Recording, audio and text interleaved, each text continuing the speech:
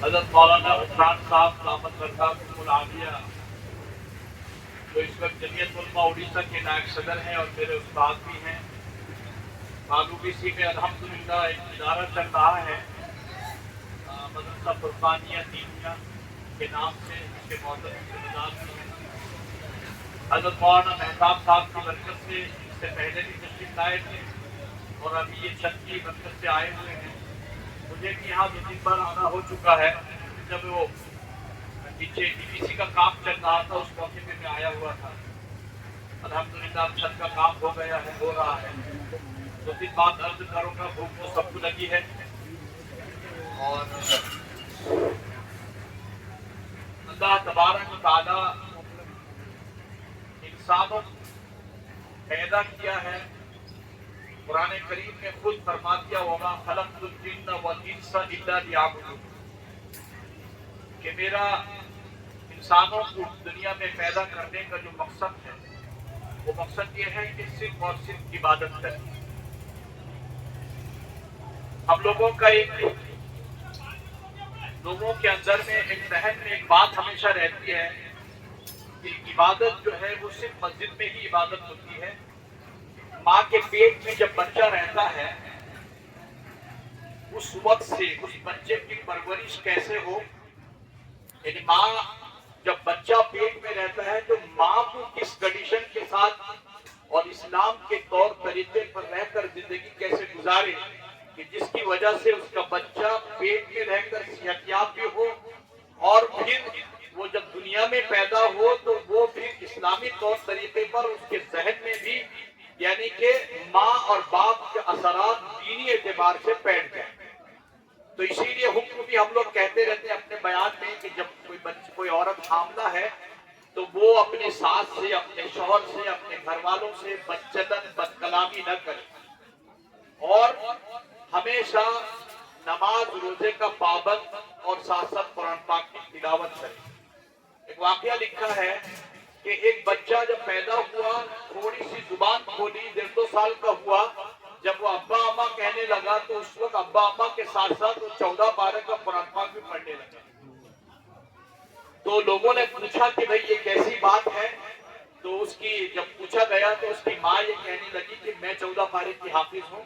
جب یہ پیٹ میں تھا تو میں قرآن پاک کی تلاوت ہمیشہ کر رہی تھی، اور ساتھ ساتھ جب یہ دنیا میں بھی جب آیا تو میں اس کو لوریاں بجائے کوئی گانا گیت کے میں قرآن پاک پڑھ کے اس کو سلاتی تھی. اور یہ بچہ جب قرآن پڑھتی تھی تو وہ اس وقت سکون یافتہ ہو جاتا تھا، رونے سے بچ جاتا تھا. تو اسی لیے اس کا اثر ہوا کہ وہ 14 پارے کا حافظ ہوا. کاش اگر میں پورے قرآن پاک کی حافظہ ہوتی تو میں اسی وجہ سے 14 پارے تک پڑھ پائی، اس کے بعد پڑھ نہیں پائی، تو جس کی وجہ سے 14 پارہ ہی یاد تھا. 14 پارہ تو سب سے پہلے وہی پر جب ماں پیٹ میں رہتا ہے، ماں کے پیٹ میں، تو اسلام وہیں سے سبق دینا شروع کر دیتا ہے. اور پھر پیدا ہونے کے بعد اذان دو، کان میں اذان دو، تکبیر دو، عقیقہ کرو، نام اچھا رکھو وغیرہ. اور پھر اس کی موت تک اسلام اس کی رہنمائی ہر جگہ کرتا ہے. جو بچپن کی زندگی ہوتی ہے وہ تو ماں باپ کی تربیت میں رہ کر زندگی گزارتا ہے. جب پھر لڑکپن آتا ہے 12 سال کی عمر سے، جب وہ بالغ ہو جاتا ہے تو اسلام کا مکلف بن جاتا ہے. اب اس کے اوپر نماز فرض ہے اور روزہ فرض ہے. اور پھر آگے چل کر بڑا ہوگا، جب جوانی عمر میں پہنچے گا 20-22 سال کی عمر کے بعد، تو پھر وہ کمانے لگتا ہے. تو اگر زیادہ کمائے گا تو زکوٰۃ کا نصاب بنے گا تو وہ زکوٰۃ ادا کرے گا، اور اگر اور پیسے کمایا تو حج فرض ہوگا تو حج ادا کرے گا وغیرہ. تو کہنے کا مطلب یہ ہے کہ اللہ تبارک و تعالی یہ ماں کے پیٹ سے لے کر قبر کی مٹی تک جب ایک انسان جاتا ہے تو اسلام کے ساتھ اس کے احکام موجود ہیں اور اس کی رہنمائی اسلام پورا مکمل طور پر کرتا آ رہا ہے. تو اس سے آپ کو پتہ چلے گا کہ عبادت کا مسئلہ صرف یہ نہیں ہے کہ ہم مسجد میں جا کر نماز پڑھیں، رمضان کا مہینہ آئے تو روزہ رکھیں، اور جب حج فرض ہو تو حج کریں. صرف اسی کا مطلب عبادت نہیں ہے، بلکہ اللہ تبارک و تعالیٰ نے جو جملہ استعمال کیا الا لیعبدون، کہ میں عبادت کے لیے ہی پیدا کیا ہوں. تو اس کا مطلب یہ ہوتا ہے کہ صبح سے اٹھ کر رات کے سونے تک، اور سونے سے لے کر صبح کی بیدار ہونے تک، اور ماں کے پیٹ سے لے کر قبر کی مٹی تک، اس کی جو احکامات ہیں، جتنی زندگی ہے وہ پوری زندگی عبادت ہے۔ اب ہم کو یہ دیکھنا ہے کہ اب زندگی جو ہم گزاریں گے تو وہ عبادت کیسے بنے گی، جب ہم اسلام کے احکام، قرآن کے حکم کے مطابق اور نبی پاک صلی اللہ علیہ وسلم کی سنت کے مطابق اور ان کی فرمان کے مطابق اگر ہم اپنی پوری زندگی گزار رہے ہیں تو یہی عبادت ہے۔ ہم شادیاں کرتے ہیں، ہمارا مقصد ہے، دیکھیے اللہ کے نبی صلی اللہ علیہ وسلم یہ فرماتے ہیں کہ نکاح کرنا ایک عبادت ہے۔ تو حضرت صحابہ نے عرض کیا یا رسول اللہ، ایک انسان نکاح تو کرتا ہے، اپنے شخص کی خواہشات پوری کرنے کے لیے نکاح کرتا ہے، لیکن اس کے باوجود آپ فرما رہے ہیں کہ وہ عبادت ہے، یہ کیسی عبادت ہے؟ تو اللہ کے نبی صلی اللہ علیہ وسلم نے یہ فرمایا کہ ایک انسان گناہوں سے بچ جاتا ہے، اور گناہ سے بچنے کے بعد اب حلال طریقے سے جب وہ شادی کرتا ہے اور حلال طریقے سے جب اپنے سیکس کو مکمل پورا کرتا ہے تو وہی ہے عبادت جی، کے گناہوں سے بچا اور اللہ کے احکام اور اسلام کے مطابق اس نے شادی کر کے اپنی زندگی پوری کے سیکس کو پورا کیا، تو یہی عبادت ہے۔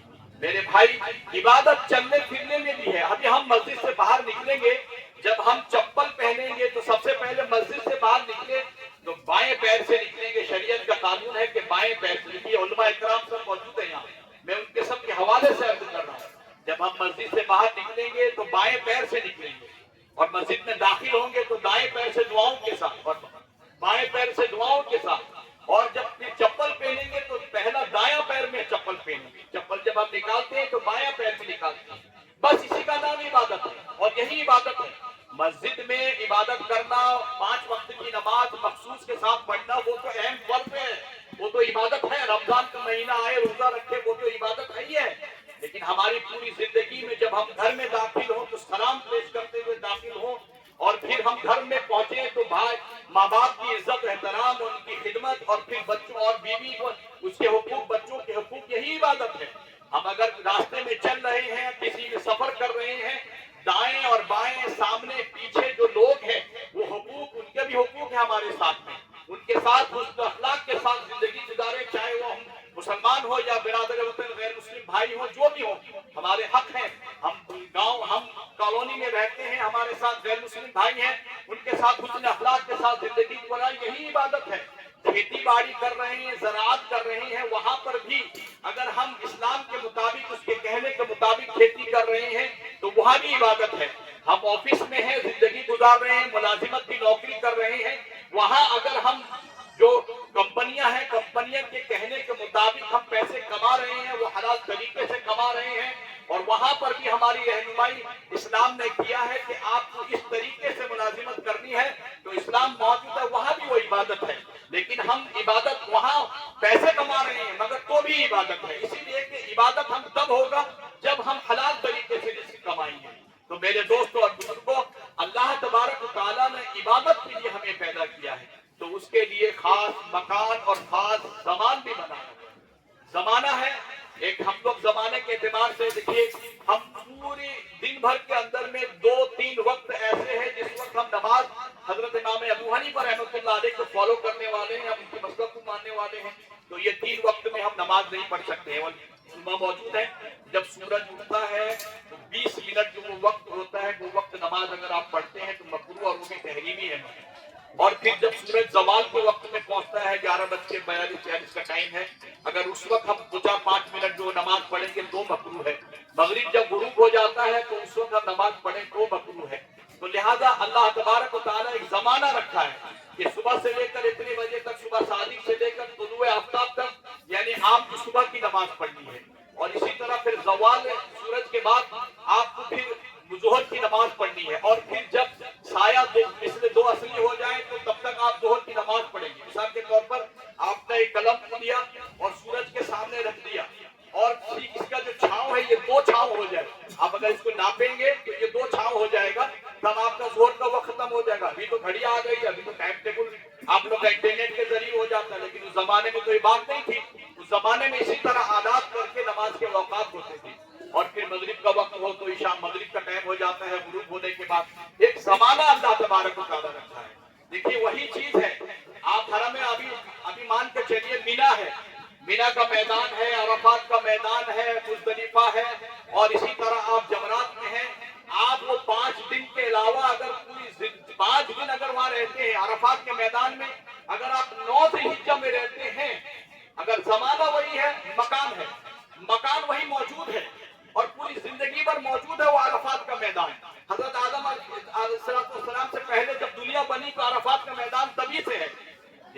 عرفات کا میدان کارگر کب ہوگا؟ جب آپ 9 ذی الحجہ میں یوم عرفہ میں جب آپ وہاں پہنچیں گے. جو لوگ حج کرنے گئے ان کو معلوم ہے. آپ جب اس وقت وہاں رہتے ہیں تو پھر آپ کا وہ عرفات کا میدان کارگر ثابت ہوتا ہے. لیکن اس کے علاوہ آپ 60 دن 359 دن اگر آپ ایک دن کم اگر آپ پہلے زندگی وہاں گزار دیں تو آپ حاجی نہیں کہلائیں گے. حرم مکہ میں ایک وقت کی نماز پڑھنے کا 1 لاکھ کا ثواب ہے. لیکن اس وقت حکم ہوتا ہے جو لوگ حج کرنے جاتے ہیں حکم ہوتا ہے کہ آپ کو یہاں 1 لاکھ کا ثواب نہیں کمانا ہے, آپ کو عرفات کے میدان میں جانا ہے, تب آپ حاجی بن سکتے ہو. 1 لاکھ ایک وقت کی نماز چھوڑ کر ہم لوگ وہاں عرفات کے میدان جاتے ہیں. تو اللہ تبارک و تعالیٰ کی نظام بنایا ہے. ایک زمانہ ہے, ایک مکان ہے. چنانچہ زمانہ ہے, جب زمانہ پایا جاتا ہے, آپ رمضان کے مہینے کے علاوہ آپ پورے 11 مہینے آپ روزہ رکھیں تو رمضان کے 1 دن کا روزہ کا ثواب آپ پا نہیں سکتے. کیوں؟ اسی لیے کہ رمضان اللہ تبارک و تعالیٰ وہ زمانہ دیا ہے, وہ زمانہ اور اس وقت میں آپ کو روزہ رکھنا ہے. بقیہ جو آپ روزہ رکھیں گے تو وہ نفل روزہ جائے گا, اس کے مقابل نہیں ہو سکتا ہے. آپ اسی طرح صبح اٹھے نماز نہیں پڑھے, آپ صبح کی نماز کے بعد قضا نماز پڑھیں گے, لیکن ادا نماز آپ کا جو ثواب ملے گا وہ نہیں ہو سکتا ہے. اسی طرح مکان بھی بنایا ہے کہ حرم پاک میں 1 لاکھ ثواب. آپ گھر میں نماز پڑھتے ہیں, جماعت کے ساتھ نماز بھی اگر گھر میں پڑھتے ہیں, علماء حضرات تشریف رکھتے ہیں, آپ کے امام صاحب ماشاءاللہ خود مفتی ہیں, جن سے پوچھئے کہ اگر گھر میں ہم گھر میں اگر نماز پڑھتے ہیں جماعت کے ساتھ میں تو کیا ہم کو وہ ثواب ملے گا جو مسجد میں جماعت کے ساتھ نماز پڑھنے؟ اگر ایسا ہوتا تو پھر اسلام میں سب سے پہلے حضرت آدم علیہ السلام نے خانہ کعبہ کی تعمیر کی تھی, اور پھر اس کے بعد خانہ کعبہ منہدم ہو گیا, ختم ہو گیا. پھر حضرت ابراہیم اور اسماعیل علیہ السلام باپ بیٹے دونوں مل کر خانہ کعبہ کی تعمیر کیے تھے. تو اس وقت یہی ہوا تھا کہ اللہ تبارک و تعالیٰ قرآن میں اس نقشہ کھینچا ہوا ہے کہ اللہ تبارک و تعالیٰ نے حکم دیا کہ آپ اس کو صاف ستھرا کر کے رکھو, میرے یہاں پر لوگ طواف کرنے والے آئیں گے, رکوع اور سجدہ کرنے والے لوگ آئیں گے لوگ. تو وہ ایک تاریخی چیز تھی, اللہ کا گھر بنا تھا. چنانچہ وہ حضرت ابراہیم علیہ السلام نے حضرت اسماعیل نے اللہ کا گھر بنایا تھا. اور پھر جب مسجد نبوی ہوئی, اللہ دنیا میں تشریف آیا, اللہ کے نبی تشریف لائے, کئی 1000 برسوں کے بعد اللہ کے نبی تشریف لائے, تو پھر اللہ کے نبی صلی اللہ علیہ وسلم جب ہجرت کر کے مدینہ گئے تو مسجد نبوی کی تعمیر کی. پہلے مسجد قباء کی تعمیر کی گئی اور پھر مسجد نبوی کی تعمیر کی گئی. تو اس کا مطلب یہ ہے کہ اللہ اسلام نے جو عبادت کی تھی, خاص طور پر اسلام اللہ سے رجوع, اللہ سے تعلق کرنے کے لیے, اور یعنی اللہ تبارک و تعالیٰ ایک مسجد کا سلسلہ دنیا میں, یعنی کہ اسلام میں ایک مسجد کا سلسلہ کا ایک تصور کیا ہوا ہے. ہم مسجد بناتے ہیں, ایک جمعیت کے ساتھ لوگ اکٹھے ہو کر نماز پڑھتے ہیں اور جماعت کے ساتھ نماز پڑھتے ہیں, تو اس کا ثواب اللہ تبارک و تعالیٰ نے دیتا ہے. الحمدللہ آپ مبارکباد کے مستحق ہیں کہ آپ لوگ بھی حضرت ابراہیم, حضرت اسماعیل اور اللہ کے نبی صلی اللہ علیہ وسلم بھی جب مسجد قباء اور مسجد نبوی کی تعمیر کی تھی تو ہم بھی اسی سنت کے مطابق آج مسجد کی تعمیر کر رہے ہیں. اگر حضرت ابراہیم, حضرت اسماعیل علیہ السلام نبی بن کر اگر انہوں نے خانہ کعبہ کی, اللہ کے گھر کی تعمیر کی تھی, وہ بھی ثواب کمائے تھے, تو ہم بھی ان کی امت, نبی پاک صلی اللہ علیہ وسلم کی امت ہو کر چنانچہ ہم بھی مسجد کی بنیاد جب بنا رہے ہیں تو اس کا ثواب کما رہے ہیں. تو میرے بھائی, جو بھی اس میں دام درہم میں جو بھی پیسے اللہ آپ لوگ جو توفیق ہوئی ہے, جس توفیق کی بنیاد پر آپ نے جو مدد کیا ہے, اللہ تبارک و تعالیٰ آپ کو دنیا میں بھی اس کی اجر دیتا ہے اور آخرت میں اس کو اجر دینا ہے, اس کا وعدہ ہے. میرے بھائی, ایک انسان دنیا میں زندگی بھر رہتا ہے اور جو اچھا کام, اچھا نیکی کرتا ہے, زندہ ہے, سب کرتا ہے, سب کام کرنے کی صلاحیت اللہ دیا ہوا ہے. ابھی نماز پڑھ سکتا ہے, روزہ رکھ سکتا ہے, قرآن پاک کی تلاوت کر سکتا ہے, اچھا کام کر سکتا ہے, لیکن جب مر جائے گا وہ کچھ بھی نہیں کر سکتا. لیکن ہاں, اگر مرنے سے پہلے چند ایسا کام اگر کچھ کر کے گیا ہوگا, اللہ کے نبی فرماتے ہیں اذا مات الانسان انقطع عمله الا من صلاۃ صدقۃ او جاریۃ, کہ ایسا مرنے والا جب مرنے سے پہلے جب دنیا میں کچھ دان کر کے گیا تھا, مسجدیں بنایا تھا, مسجد میں پنکھا لگایا تھا, مسجد میں ماربل لگایا تھا, یا مسجد کے سامنے کنواں بنوایا تھا, مسجد کے لیے وضو خانہ بنایا تھا, صدقہ کے طور پر مسجد میں لائٹنگ بچھایا تھا, اے سی لگوایا تھا, مرنے والا مر چکا ہے. چونکہ اب تو وہ کچھ ثواب کا کام نہیں کر سکتا ہے, لیکن کام یہی ہوگا جب مسجد میں لوگ نماز پڑھنے آئیں گے नमाज पढ़ेंगे और पंखे के नीचे नमाज पढ़ेंगे, मस्जिद में छत के नीचे नमाज पढ़ेंगे, तो बनाने वाला 1 रुपया भी दिया होगा तो मर के पड़ा है कब्र में, उसको उसका सवाब मिलता रहेगा। और जब तक वो मस्जिद, बल्कि उलमा ने लिखा है कि एक मस्जिद अभी हम बनाए, 100 साल के बाद दूसरे लोग आएंगे, क्या उसका सवाब नहीं? उसका सवाब भी रहेगा। ऐसा नहीं है, एक बार मस्जिद बनाने के लिए जो रकम दी गई है, कयामत तक के लिए वहां मस्जिद रही और वो मस्जिद बार बार शहीद होकर बनती रहेगी, जिसका सवाब देने वालों को भी मिलता रहेगा। ऐसा नहीं है कि 100 साल के बाद हमारे बच्चे, हमारे पोता पोती आएंगे और दूसरी नई मस्जिद बनाएंगे और पुरानी मस्जिद को तोड़ देंगे। नहीं नहीं, उसका सवाब भी हमको मिलता रहेगा, क्योंकि बेन बुनियाद हम हैं, इस मस्जिद की बुनियाद हमने डाली थी, तो इसका सवाब हमको मिलता रहेगा। मेरे भाई, इसी नियत से हम लोग जो भी देते हैं अल्लाह तबारक व तआला। और एक चीज मैं आपसे गुजारिश करता हूँ, अल्लाह तबारक व तआला जिनके पैसे पसंद करता है, उसी के पैसे को अल्लाह तबारक व तआला अपने घरों में इस्तेमाल करने की तौफीक देता है। करोड़पति मौजूद हैं, 100 रुपए भी मस्जिद मदरसा के लिए नहीं निकलता है, नेक काम में नहीं निकलता है। बहुत सारे ऐसे लोग हैं, जब ये अयूब भाई वगैरह मस्जिद की बुनियाद के बारे में बात चली थी, आप लोग का फैसला हुआ था, उस वक्त मैं अयूब भाई से कहा था काम शुरू करो, अल्लाह तबारक व तआला किससे कहां से पैसा ला कर दे देगा नहीं। मैं खुद अपना वाकया बता रहा हूँ, 2011 में जब मैं मंचेस्टर मस्जिद में ज्वाइन किया था, उस वक्त तो चुनांचे कमेटी जो उस वक्त थी, कमेटी वाले बातचीत के काम रुका हुआ था, किसी बुनियाद पर थोड़ा सा काम होकर रह गया था, तो फिर काम के लिए मुफ्ती साहब हम लोग बैठे बातचीत किए, तो मैं जगह का नाम नहीं बताऊंगा, आदमी का नाम नहीं बताऊंगा। कमेटी के सारे लोग माशाअल्लाह सब पढ़े लिखे तालीम याफ्ता थे, सारे लोगों की बात में यही थी, फला जगह फला आदमी के पास हमको जाना है, फला आदमी और फला जगह हमको जाना है। तो मैं नया नया आया तो मैं सोचा भाई साहब शायद वो आदमी बहुत पैसे वाला होगा या इनसे वादा किया होगा। पैसा वाला तो था, इसमें कोई शक नहीं। जो शहर में गए थे हम लोग को, शहर का 30% उसी के किराए पे लगे, लिहाजा बाद में पता चला। एक महीने से प्लान करते करते करते करते, चूंकि ये लोग भी सब बिजी आदमी थे, मसरूफ आदमी थे, एक दिन निकले हम लोग, असर के बाद सब निकले और वहां जाके पहुंचे। माशाअल्लाह वो साहब बड़े खुश हुए। 2 गाड़ी हम लोग गए थे, शायद 1 गाड़ी, टवेरा एक गाड़ी है, और टवेरा गाड़ी में मैं भी गया था, हम लोग सब गए। अच्छे अच्छे डॉक्टर वॉक्टर सब इंजीनियर लोग सब थे, गए, शायद गरीब भाई भी गए थे क्या मेरे हाथ। हम लोग वहां पहुंचे, माशाअल्लाह बहुत अच्छी तरह जियाफत हुई, खाना पीना बना। 10 बजे तक हम लोग खाना पीना से फारिग हुआ, पता चला रसीद भी लेके गए थे, बेचारे 5000 रुपया दिए, 5000 रुपया दिए। बड़ी मायूसी हुई, मैं कह रही है। और मेरे वालिद मोहतरम हज़रत मौलाना जलाल साहब रहमतुल्लाह अलैह हमेशा कहा करते थे कि किसी इंसान पर उम्मीद मत करना, उम्मीद अल्लाह से करना, अल्लाह ताला अपना घर किसी से भी बनवा देगा। आप यकीन मानिए बड़ी मायूसी हुई। मैं अब्बा की बात भी हमेशा याद करता रहा। पूरा वापसी सफर में रात के आके हम लोग 12 साढ़े 12 बजे पहुंचे और रात भर की नींद अच्छी तरह आई थी, यही सोच कर कि ये लोग कितना टेक के गए थे, अल्लाह ताला उसको तौफीक उतना ही दिया था। मायूस हुआ। और एक जुमे से हम लोग इतवार में गए थे, जुमे में ऐलान किया गया था कि जो काम रुका था काम शुरू हो जाएगा। तो हम लोग इतवार में गए थे, सोमवार के दिन सुबह नमाज पढ़ाने के बाद रात को आए थे, बड़ी मायूसी हुई थी। सुबह की नमाज पढ़ के, मेरी आदत है नमाज पढ़ के थोड़ी तस्बीह वगैरह कुरान पाक पढ़ के सोने की आदत है। 7:30 बजे करीब साहब आकर मेरा हुजरे का दरवाजा खटखटाया, और वो भी मेरे वालिद मोहतरम का जो नाम है, उनका नाम जलालुद्दीन था, वो विशाखापट्टनम के थे और रेलवे में सर्विस करते थे। जल्दी जल्दी आए, मुफ्ती साहब जरा काम है, क्या है?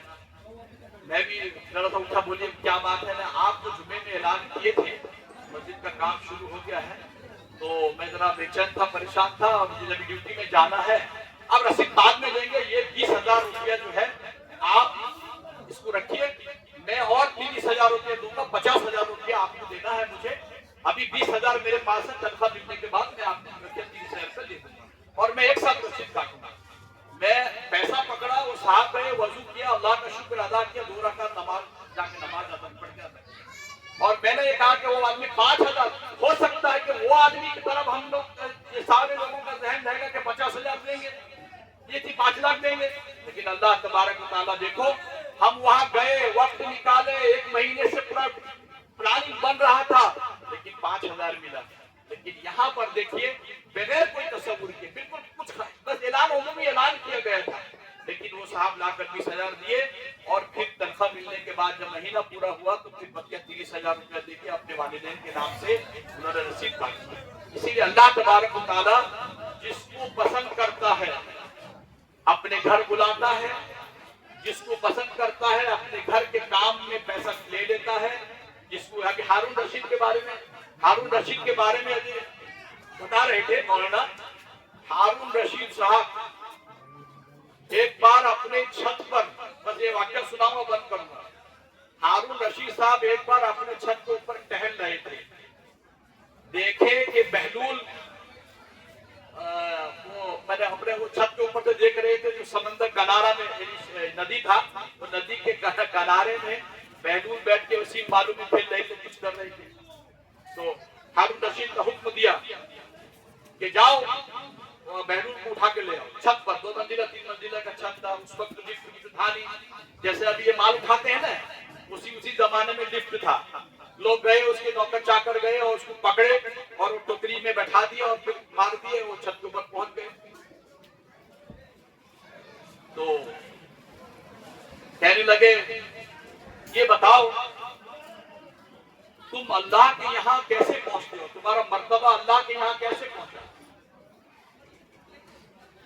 तो उसने कहा कि अल्लाह के यहाँ वही जाता है जिसको अल्लाह पसंद करता है। अभी जैसे तुमने मुझे याद किया, तुम्हारे सामने मैं हाजिर हुई है। मैं भी नहीं सोचा था कि तुम्हारे पास आऊंगा और तुम भी नहीं सोचे थे कि मुझे बुलाना है, लेकिन तुम मुझे याद किए और फौरन मैं आ गया। उसी अल्लाह तुमको तभी पसंद करेगा जब अल्लाह तुमको पसंद करेगा, तब तुमको अपने पास बुलाएगा। चुनाचे ही वाकया है मेरे भाई, मौत हयात का कोई ठिकाना नहीं है। किसी वक्त मौत हमेशा सर पे रहता है, किसी को अपनी मौत आ जाएगी। अभी हम लोग गाड़ी में बात करके आ रहे थे कि भाई पैसे वगैरह जो दुनिया में इंसान है अल्लाह के रास्ते में खर्च कर दे। लोग तो आजकल के नौजवान, आजकल के औलादों को जिंदगी में अपने माँ बाप को यानी खिदमत करते नहीं, माँ बाप के पीछे खर्च करते नहीं, मरने के बाद क्या खर्च करेंगे? तो इसीलिए जो अपनी जिंदगी में अपना जो होता है अल्लाह के रास्ते में खर्च कर दे और निकाल दे। बहरहाल अल्लाह तबारक व तआला आप सबके यहाँ हाजिर होने को कबूल फरमाए, हम सबको यहाँ आने को भी कबूल फरमाए और इस मस्जिद को ता क़यामत बाकी रखे और साथ साथ इस मस्जिद का हमेशा पेट भरते हुए उसमें हर तरह से दीन का काम करता रहे। आप जानते हैं इस मस्जिद के हवाले से अल्हम्दुलिल्लाह आपके गांव में बहुत सारे उलमा हुफ़ाज़ किराम भी हैं, लेकिन इसके बावजूद एक मस्जिद बनी जिसकी वजह से सदर जमीयत नायब सदर जमीयत उलमा थोड़ी सा तशरीफ लाए। मस्जिद बन रही है। हज़रत मौलाना मुफ्ती नसीमुल अमीन बरकी साहब, मौलाना मेहताब साहब की दावत में 2 दिन पहले आए थे, कारी शरीफ साहब जैसी शख्सियत आए थे। अब मस्जिद बन गई है तो दीन का काम भी शुरू होता रहेगा और उलमा की आमद और रफ्त रहेगा।